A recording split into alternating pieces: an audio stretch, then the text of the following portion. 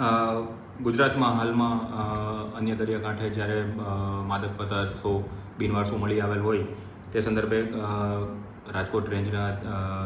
અધિકારી શ્રી નિર્લિપ્ત રાય સાહેબની સૂચના તેમજ જયરાજસિંહ વાળા સાહેબ એસપી સાહેબની સૂચના તેમજ અમારી સૂચના અન્વયે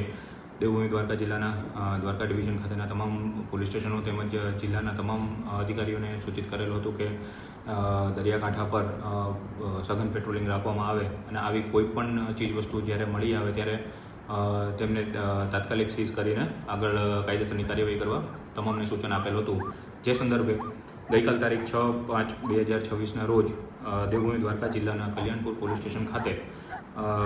કલ્યાણપુર પોલીસ સ્ટેશનના દરિયા કિનારે જે સિકોતર બારા વિસ્તાર કહેવાય છે તેના નજીક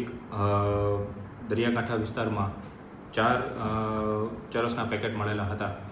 જેનું કુલ વજન 4.548 કિલોગ્રામ જેવું છે અને જેમની આંતરરાષ્ટ્રીય કિંમત 2,27 લાખ જેવી આંકી શકાય છે. તો આ તમામ પેકેટ્સને અમે જપ્ત કરેલા છે અને આ સંયુક્ત કામગીરી કરનાર અમારે દેવભૂમિ દ્વારકા જિલ્લાની એસઓજી ટીમ તેમજ દ્વારકા જિલ્લાની કલ્યાણપુર પોલીસ સ્ટેશનની સ્થાનિક ટીમ જે દરિયાકાંઠાના વિસ્તારમાં પેટ્રોલિંગ દરમિયાન હોય તેમને આ માદક પદાર્થો બિનવારસુ હાલતમાં મળી આવેલ હતા. જે સંદર્ભે કલ્યાણપુર પોલીસ સ્ટેશન ખાતે NDPS એક્ટ હેઠળ